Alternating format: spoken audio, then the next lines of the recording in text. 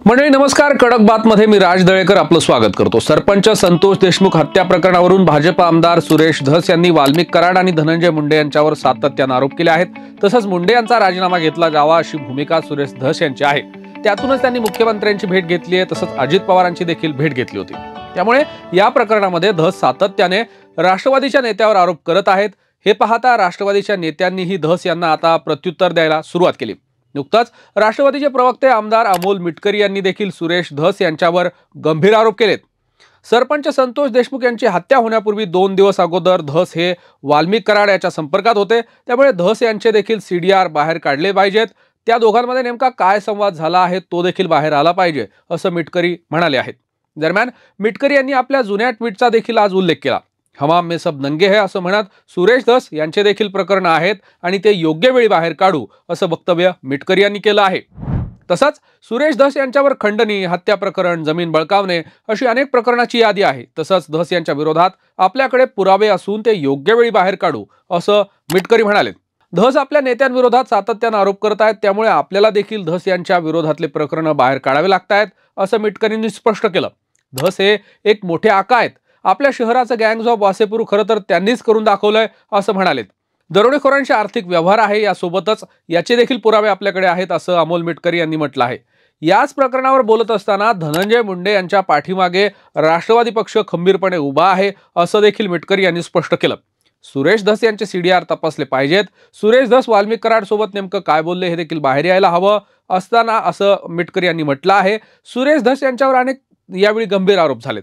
सुरेश धस यांना अनेकदा ज्येष्ठ नेत्यांनी समजावून देखील सांगितलं। अजित पवारांवर, धनंजय मुंडेंवर सातत्याने धस आरोप करत असतील तर त्यांचा बोलवता धनी कोण आहे हे शोधलं पाहिजे असं मिटकरी म्हणाले आहेत। कोटेवाडीच्या भोसले गँगशी सुरेश धस यांचे संबंध आहेत। जानेवारी 2001 मध्ये भोसले गँगने टाकलेल्या दरोड्यात लाखोंची मालमत्ता लुटण्यात आली होती, खून करण्यात आला होता, बलात्कार झाले होते। या प्रकरणामुळे संपूर्ण महाराष्ट्र हादरला होता। या गँगचा जो म्होरक्या आहे दारासिंग उर्फ मारुती भोसले, याच्याशी सुरेश धसांचे त्यांच्या भावाचे अर्थपूर्ण संबंध होते असं देखील ते म्हणाले। त्याचे पुरावे आपल्याकडे आहेत असं मिटकरींनी सांगितलंय। कोठेवाडी टाकलेल्या दरोड्यावेळी त्या दरोडेखोरांच्या अंगावर सुरेश धस मित्रमंडळ असे टी-शर्ट सापडले, त्याचे देखील फोटो आपल्याकडे आहेत असं मिटकरी यांनी सांगितलं।